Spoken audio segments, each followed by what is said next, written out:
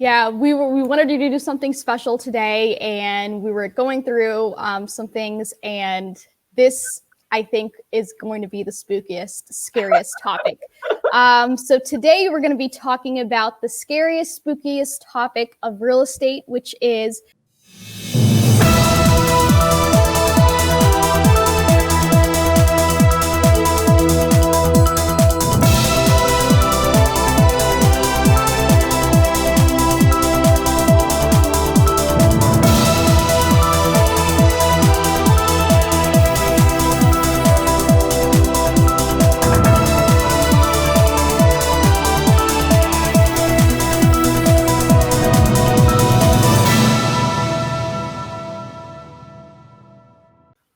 I'm so excited to talk about this terrifying topic. And I know everyone thinks we're kidding, but when we start talking about it, you go, oh yeah, yep, that one scares me too. Yeah, we wanted to do something special today, and we were going through some things, and this I think is going to be the spookiest, scariest topic. So today we're going to be talking about the scariest, spookiest topic of real estate, which is managing, growing your database. I wish we had a live audience so that we could see the looks on their faces, and they're like, yep, you're right. I didn't expect it, but you're right. That's the scariest. I know it is. And recently I put together a growing your database class with Amy. And so we figured this would also be a good way for me to briefly, describe the class overview and the scary parts from an agent perspective. So I'm going to show you, I'm going to briefly discuss what the outline is of the class. So we know many of our agents do not have a database, or do. Most of the times when I'm talking to agents, they'll say, hey, my phone is my database, which can be considered a database, right? Sure.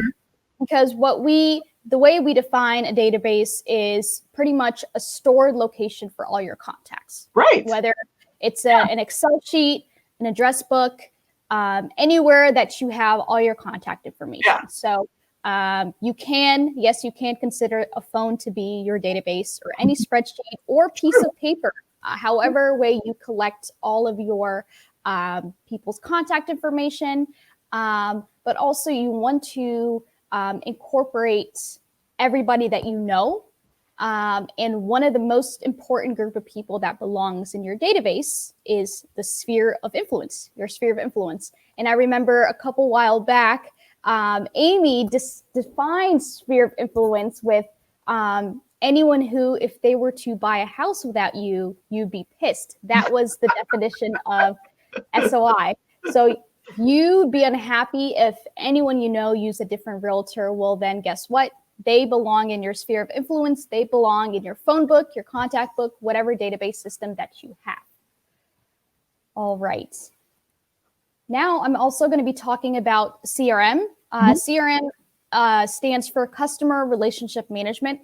So pretty much the relationship that you have with your database is through your CRM. Many people do get CRM and database mixed up. So when you're nurturing your database around the quality and the quantity of those relationships and keeping in contact with them, that is what you are to do with a CRM.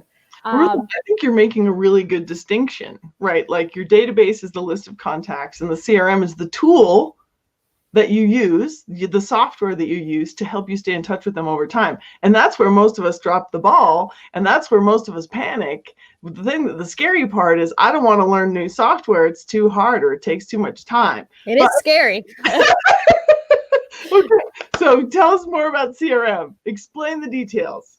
Well, the database is the fuel that makes the CRM run in attracting customers, generating sales, executing, marketing campaigns, logging in your recent interactions with a client. And also, if you are, the CRM platform is organized in a way for you to filter people. So if you are trying to make calls for, property anniversary dates, or birthdays of the month, or holidays and things like that, the CRM is core to helping you nurture that database and laying the foundation for keeping in contact with your agents, right? So, I mean, with your clients. So it's one thing to have all your contacts in a spreadsheet, but it's really important to consistently communicate with them, which is why I put this class together because, even though it's titled Grow Your Database, I mean, we're going to discuss action items later at the end about, managing your database and things like that.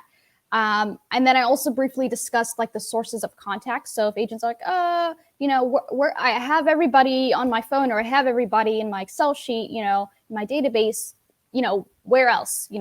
You're always going to be meeting new people, whether it's in your personal life, whether it's in your professional life. So sources of contacts include open houses. So you want to make sure you have an attendance sheet, you have a record of all their contact information so you can follow up with them. And a good one, Amy, that you had pointed out were like the people that you don't know, like the friends of friends or the family of clients. Because you made a really good a point when you were showing, I think you were showing someone at home and that client's parents were with them, right? Okay. Yeah. So you never know who is going to refer you, right? So it's really important, most of the clients, I'm assuming that you represent, they'll have someone come in with them. Maybe they'll have their friend or their parent or their brother help them, throughout the decision-making process. So you want to make sure you have their contact information, even though you don't represent them in the transaction, right? Right. Yeah. You're always looking for opportunities to add people to your world. Yes. And further growing your database is, hosting client events, virtually, maybe inviting a new person to a seminar or holiday pop-bys. So, dropping off a pumpkin or a pie at their doorstep. And then some neighbor next door is going to hear about it, like, hey, who did this for you? Oh, this is my realtor, Right. So that's a great opportunity for you to build your database by engaging with those people. Mm-hmm. And, make sure to maintain social distancing guidelines. And as I discussed before with the trick-or-treat tips, you can put candies in like separate bags. And, you can, I guess, put your business card on there and drop it off to kids in the neighborhood, or, there's different ways to go about that for sure. Another thing that I mentioned in my class was the distinction between personal and professional networks. And I think that many agents, when they think of their database, they go straight to professional.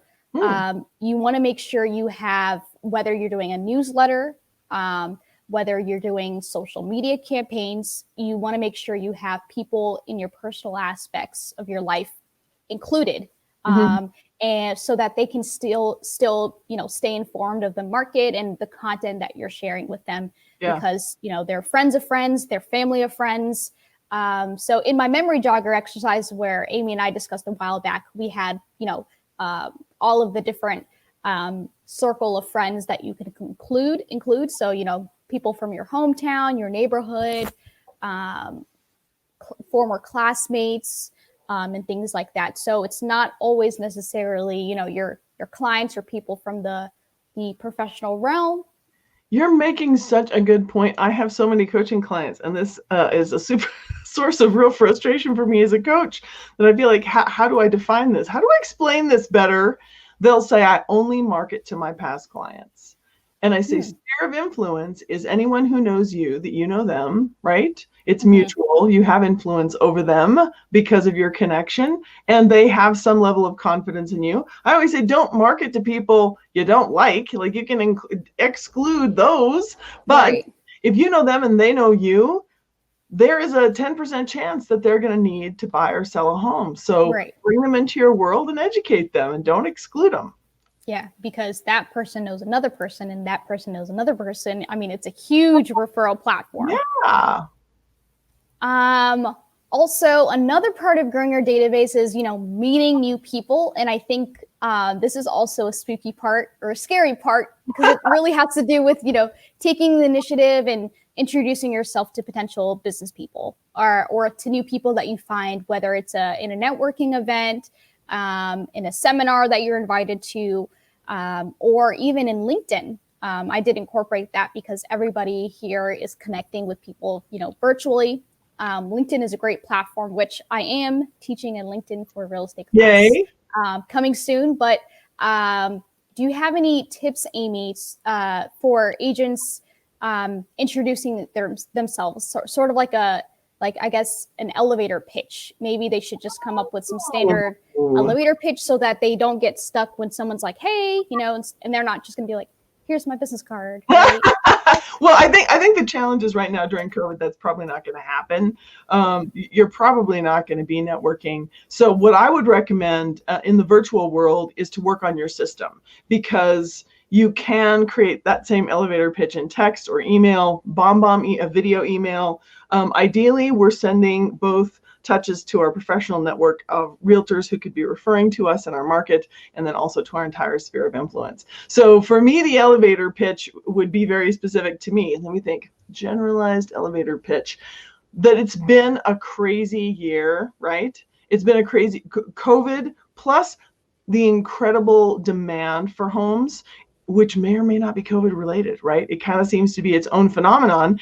And so it's been a crazy, crazy year. And I'm here to answer the questions that you have, right? So what questions do you have about the pace of our market? And everybody has questions, right? Right. Should I sell? Should I move? Is it hard to find a house?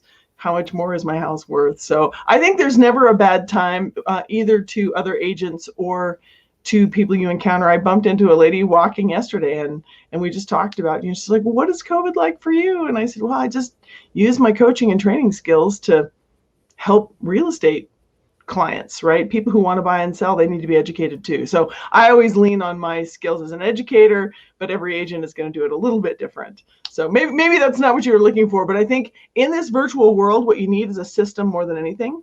Right. Every single day, you need to be staying in touch, and we'll give you some action. We'll give you some action at the end. Yes. And you also made a really good point, because it made me think about some agents, that I communicate with on a daily basis, that I check in. And I think in the beginning, around March and April, it's like when you're trying to call your clients and check in on them, it's like, I don't know what to say. This is scary. With everything going on, and now it's been 7-8 months, and we're getting closer to the holidays, and I think it's still good to talk about. It's a very crazy market this year, so it's definitely a conversation starter. And you have the holidays coming up, and you can still discuss that like you do, every other year. I don't think you don't necessarily have to say hey, with the pandemic this year, there's different ways to kind of go on with the conversation or initiate the conversation when you're calling your past clients or your friends and family, without having to directly mention real estate in the beginning. Sure. Well, for those who need scripts, was it our last show or the one before that we offered 10 scripts, 10 things that you can say, 10 things you can ask when you call your sphere of influence? And that's on dominaterealestate.com. You can download that from our last show. Yep. And another thing that I discussed was pretty much further growing your database, with the low inventory that we have this year, and a lot of new construction homes are building up. So connecting with other builders and contractors, developers and builders in your area, and building a referral system that way so they could be your go-to agent. That was also one of the big parts, if there are people that are, now buying land and just building their dream home. So I think it's really important to have a go-to source for that. And not just builder and contractors, but also there are people moving in this area and out of this area. So if you are, there are definitely other referral sites that you can check on to see agents. I know Remax is a really large referral platform, but for agents outside, there are referral sites where you can check on agents to refer to outside of the area that you specialize in, and build a referral platform that way. So it's a really good connection to have. So it's also really good to have real estate agents in your database as well. All righty. Yep. And the last thing I was going to mention is the 5-a-day contact program. So start your day by thinking of 5 names, of past clients or referral sources, talk to them and add them to your database if you don't have them. But Amy put together a really, really nice a set of action items. So it's not as scary as it sounds. But a lot of the things a lot of questions that I get asked, Amy, is, hey, I don't feel like picking up the phone, or I don't have time to incorporate this into my business. And what are the strategies around that? I don't have an assistant. I'm doing all this on my own, so there's no time. And so we want to discuss the steps to making it work for you. But at the same time, we both agreed that this was a scary topic because it's something that agents will definitely push back on and add it to their bottom of their list in terms of priority. But it's also really, really important part of their business. Right. Well, I just want to kind of recap and say the reason to market to your database is because it is the most cost efficient, time effective way of generating business. And it's the most, I think it's the most satisfying when you can nurture a large group of people over time, the same group of people, rather than starting over with strangers, starting over with new online leads, starting over with new open house leads every single month. It's wonderful to nurture the same group of people over time. You get to be a part of their life. You get to be a part of their journey. And so I think no matter what, this should be the foundation of your business, is nurturing your database. And if your database had, say, 300 names, the average coach and trainer estimates that you will get about 10% of them to use you or refer you. So that's 30 potential transactions out of those 300. So yes, all the excuses in the world. I don't know how to use my CRM. It's too complicated. I don't have time. I'm super busy. Whatever it is. I don't know what to say. I don't want to be pushy. You and I have heard it all, right, Eyerusalem? Yes, we have. No, I get it. I really, really get it. Here's the thing. This is worthy. Right. It's worth doing. So what I want to convince you of is I hear it. I hear what you're saying, and you're going to have to find a way to do it anyway, because it's the best possible way. And I want all of you who tend to say this, and I'm an agent too, I've had those same thoughts and said them too. You've got to push it. And I compare it to, if they didn't have a deadline for filing my taxes, I wouldn't do that either. It's too hard. I don't have enough time. It's too complicated. I don't want to learn all the moving parts. Yep. I've got that excuse there too, but there is a hard and fast deadline and I cannot miss it. So look at that. I figure it out and I file my taxes every year. We are capable of mastering this, and I think it's time to let go of the excuses. You do have to learn the software that you choose. You do have to add to it every week. You do need to make your calls on a regular basis, or you will not have regular business. If you're afraid of what to say, start by just being kind. Just call and say, how the heck are ya? And nothing else, and work your way up to it. Habit will take you everywhere. So that's my little pep talk, is that the busiest among us is making excuses, because you could pick up the phone while driving somewhere and call one person and say, how have you been during COVID?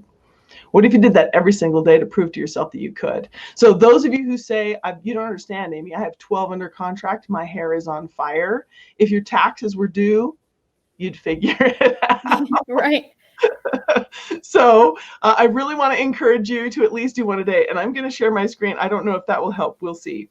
I'm going to share my screen and show you this list that I made of action items. Alrighty, so here is the 9-week action plan. By the way, as of yesterday, there are 9 weeks left in the year. Yes.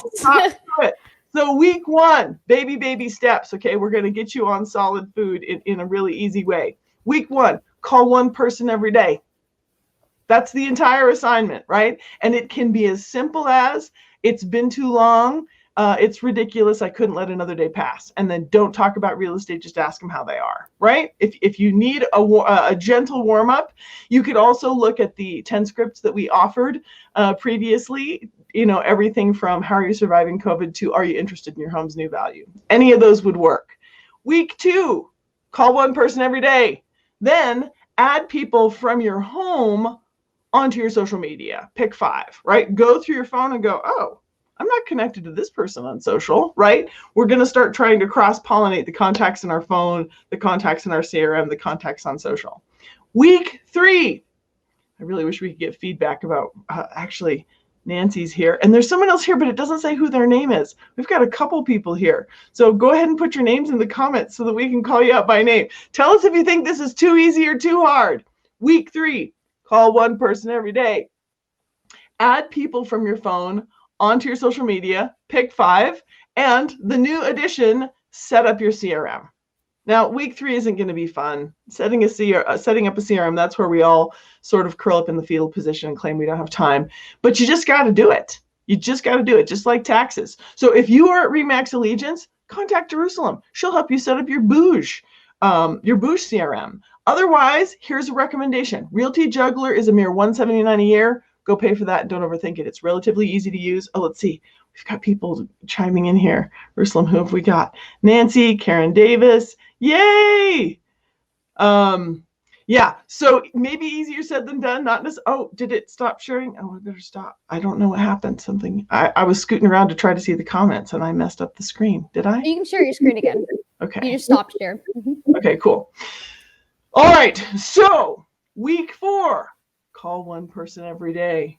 Add people from your phone onto your social media, pick 5, and spend 1 hour this week adding categories. Once you've set up a CRM, basically, you're going to have to keep massaging it over time. Working with a CRM, you got to have a healthy relationship with your CRM. Can you imagine setting up an email account and checking in on it like once every 6 months?